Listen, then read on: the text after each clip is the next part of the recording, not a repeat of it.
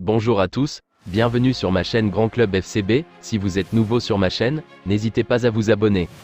Ce mercredi en quart de finale aller de la Ligue des Champions, Lamine Yamal titulaire a bien défié et a fait des misères au PSG sur le terrain.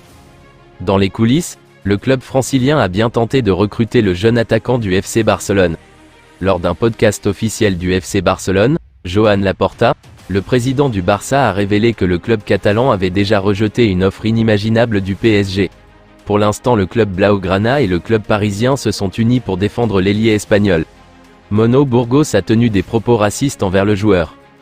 Regardez la qualité, regardez les petites touches de Lamine Yamal, si ça ne se passe pas bien, ça finit au feu rouge. Le football, c'est comme la vie. Informés, le Barça et le PSG ont décidé d'exclure Movistar lors de leur réaction d'après-match suite à la rencontre de mardi soir au Parc des Princes. Selon les informations de MD, Mono Burgos s'est finalement excusé pour ses commentaires polémiques à la fin du match. De son côté, Movistar a ensuite présenté des excuses complètes au FC Barcelone et à Lamine Yamal le lendemain de la rencontre. Avec un pouvoir d'achat extrêmement limite ces dernières années, le Barça a peu à peu viré dans une politique de jeunes à promouvoir. Les blaugrana prospectent aussi à l'étranger et sont tombés sur un jeune crack portugais. José Merlo est un grand espoir du football portugais. L'attaquant cette saison a marqué 13 buts et délivré 2 passes décisives en 38 apparitions avec le club lisboète. Ses performances ont fait écho jusqu'en Catalogne où le Barça a coché son nom pour la saison prochaine. Selon les dernières précisions de Mundo Deportivo, les recruteurs du Barça surveillent de près l'évolution de la pépite du Benfica. Le projet du FC Barcelone dépendrait en partie de la situation de son équipe réserve, notamment de sa promotion éventuelle en deuxième division. Si tel était le cas, José Merlo pourrait devenir une priorité de recrutement pour le club catalan. Mais le Barça n'est pas le seul courtisan de José Merlo. Le jeune ailier portugais a pratiquement toute l'Europe à ses pieds. Selon le spécialiste Mercato, Ekrem Konour, en plus du Barça, L4 Atlético Madrid, le Borussia Dortmund et Arsenal sont aussi sur le coup. Mais c'est le LOSC qui risque d'être le sérieux concurrent du club catalan. Les Dogs en ont fait leur priorité en cas de départ de Jonathan David. Avec la victoire retentissante au Parc des Princes face au PSG, la rumeur d'un retournement de situation sur le départ annoncé de Xavi a fortement circulé. Mais il n'en est rien, le technicien espagnol n'a pas du tout changé d'avis. Ce samedi, le FC Barcelone se rend à Cadix avec pour objectif de garder sa deuxième place au classement. Justement en marge de la conférence de presse de cette rencontre ce vendredi, Xavi est revenu sur sa décision de quitter le Barça. La réaction du technicien espagnol a été sans appel. Et pourtant ce vendredi Mundo Deportivo laissait entendre que l'ancien milieu de terrain aurait reconsidéré sa décision. Le quotidien a aussi affirmé que des discussions très prochaines allaient se tenir entre Xavi et la direction du club catalan. D'ailleurs, il n'a pas fallu la victoire contre le PSG pour que Joan Laporta et son directeur sportif Deco affirment leur désir de continuer avec l'ancien champion du monde 2010. Les deux hommes auraient même préparé un plan secret pour retenir Xavi. La stratégie était de multiplier les déclarations d'amour à l'endroit de Xavi. Mais l'entraîneur de 44 ans n'a posé qu'une seule condition avant de rester, avoir les recrues dignes de rendre le Barça compétitif. Tout sauf une évidence chez les blaugrana.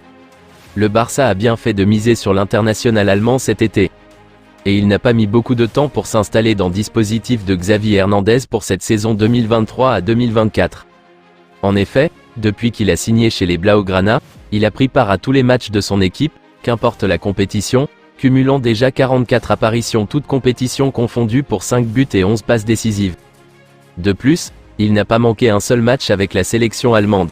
Jamais blessé, le milieu de terrain affiche une santé hors du commun alors que les Catalans ont été minés par les pépins physiques plus ou moins graves depuis le début de l'année. Gundogan est lui increvable. Ce mercredi soir, Jules Koundé a littéralement éteint Kylian Mbappé sur la pelouse du Parc des Princes, lors de la victoire du FC Barcelone face au Paris Saint-Germain. Un score qui a logiquement tourné en faveur du géant européen, notamment en raison de son approche défensive de ce choc face aux flèches parisiennes. 2 jours après cette belle victoire, Xavi Hernandez était présent face à la presse. L'occasion pour l'entraîneur catalan d'être interrogé sur la performance de son défenseur central de formation, qu'il a tenu à mettre sur le côté droit depuis plus d'1 an désormais. Jules, je suis ravi. C'était presque une recrue personnelle. C'est l'un des meilleurs défenseurs du monde en ce moment. Il a beaucoup de qualités, dans un premier temps, lancé la légende du ballon rond. Le travail pour arrêter Mbappé a été collectif. Jules a beaucoup de mérite, mais Ronald, Araujo, Sergi, Roberto, Lamine, Yamal. Nous étions très unis, tout le monde a aidé pour Mbappé, a poursuivi l'Espagnol dans des propos rapportés par Sport et Mundo Deportivo. Ce samedi soir, le Barça se déplace à Cadiz dans le cadre de la 31e journée de Liga. De son côté, le PSG dispose d'un week-end libre grâce à la LFP. Après une défaite cinglante contre le FC Barcelone, 3-2, au Parc des Princes lors du quart de finale aller de la Ligue des Champions, le Paris Saint-Germain se retrouve dos au mur, confronté à une mission périlleuse, la remontada. En effet, aucune équipe française n'a jamais réussi à se qualifier dans une double confrontation après avoir perdu la première manche à domicile. Le défi qui se présente au PSG est de taille, il lui faudra impérativement s'imposer au stade olympique Luis Companys lors du match retour pour espérer accéder aux demi-finales. Une tâche qui s'apparente davantage à l'ascension d'une montagne qu'à une simple escalade de collines. Malgré ce revers initial, des raisons d'espérer subsistent pour les Parisiens. Dès le coup de sifflet final, Luis Enrique, l'entraîneur du FC Barcelone, avait déjà les yeux rivés sur le match retour, affichant sa confiance en la capacité de son équipe à se qualifier. En effet, avec la modification de la règle du but à l'extérieur, une défaite 3-2 à domicile n'est pas aussi handicapante qu'auparavant. De plus, les suspensions de certains joueurs clés du Barça, tels que Sergi Roberto et Christensen, pourraient jouer en faveur du PSG. Cependant, le chemin vers la remontada est semé d'embûches. Lors du match aller, la défense parisienne a montré des signes de fébrilité, laissant les longs ballons de Ter Stegen désorganiser ses lignes. L'absence d'Achraf Hakimi, tant sur le plan défensif qu'offensif, s'est fait ressentir, tout comme les difficultés rencontrées par Marquinhos à son nouveau poste. La charnière Beraldo Hernandez, quant à elle, a déçu par son inefficacité. Dans cette quête vers la remontada, Kylian Mbappé s'avère être un atout majeur pour le PSG. Son impact sur le terrain, illustré par son triplé à Barcelone en 2021, est indéniable.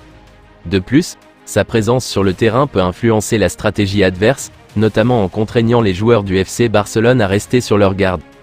Malgré les défis qui se dressent sur leur chemin, le Paris Saint-Germain peut encore croire en ses chances de renverser la situation. La mission remontada à Barcelone est lancée, et rien n'est encore joué. Les supporters du Barça ne devraient pas attendre très longtemps avant de retrouver le Camp Nou. En effet, comme l'explique aujourd'hui le quotidien Mundo Deportivo, les travaux avancent très bien, et une date a été fixée pour retrouver le Camp Nou. L'objectif est de pouvoir disputer au moins une rencontre avant la fin de l'année 2024.